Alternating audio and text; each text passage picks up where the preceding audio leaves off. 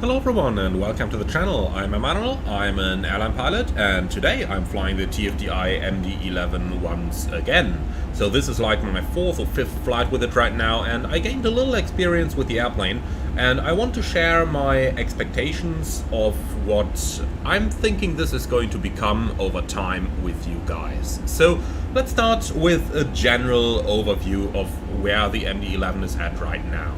The collector's edition has just been released to the owners of it, and they have a minimum of 60 days of early access to it. This early access really is a beta phase though, so we are looking at a beta period of about 2 months minimum over here until the final release. Now, I've personally been beta testing flight simulation add-ons for over 10 years now, so I've seen a lot of betas of complex aircraft in the early days before they were released to the public, including very first betas that just entered the status. So based on that, I can give you my feedback of what we're seeing over here.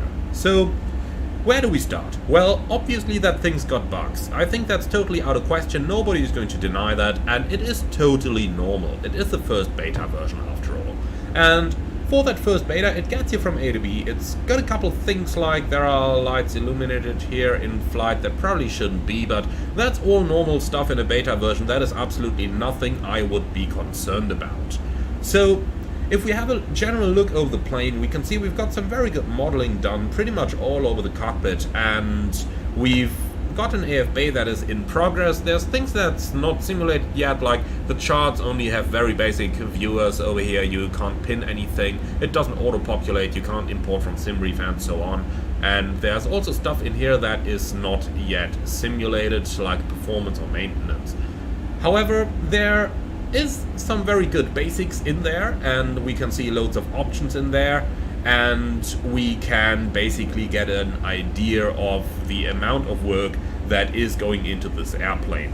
I think it's fair to say that, especially towards the end when TFDI just had to release, they had to make things quick and maybe take a shortcut or two in order to get the thing out to the paying customers on the date that they had announced, and that does show in the product.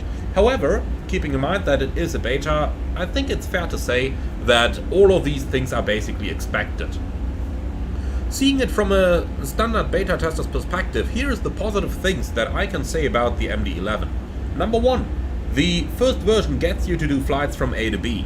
That is not the case in all flight simulator betas, and I can tell you that out of my own experience, the functionality present in the airplane right now is quite promising. Now, I flew the TFDI 717 like 5 years ago when it came out, or maybe it was even a little further ago, and at first, on its public release, it had a couple of bugs as well, but later on it became a really good airplane. So based on that, I tend to say that we are in to get a really good MD-11 in maybe a year from now or something alike.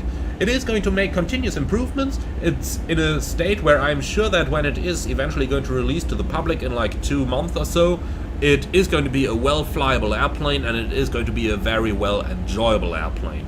We can already see they've done a very good job on the 3D modeling in the cockpit, and we can also get a sense of the level of depth that they're aiming for with their airplane by looking, for example, at the displays, which are looking really good at the moment.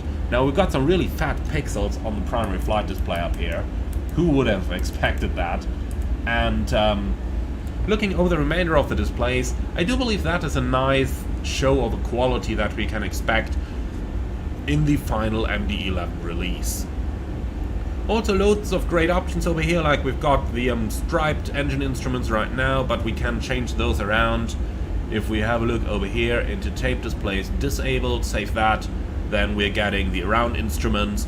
So that's a lot of great stuff that we have in this airplane already, and I am rather confident that TFDI is going to bring this to the same state as their 717 back in the day, which was a really good and enjoyable add-on. So overall, my first impression from flying the first collector's release edition of the TFDI MD-11 is that it is obviously showing those signs of being a beta that we kind of would expect in a first beta release, so that is all expected.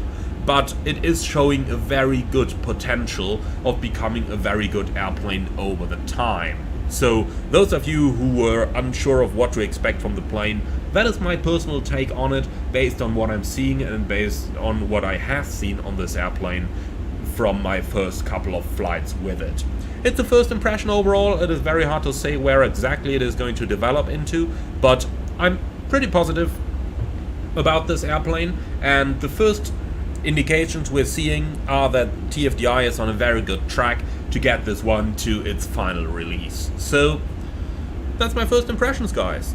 Now, if you're a collector's editions owner, then put your impression in the comments below this video as well. I'd love to hear what you guys think about this one. Now, that's going to be me signing off for this video. Thank you very much for watching. If you liked it, be sure to leave a like in the YouTube algorithms as well. And don't forget to subscribe to the channel for a full tutorial for the MD-11 coming up soon. And this is going to be it for now. Thank you very much for watching. And I see you all again on the next one.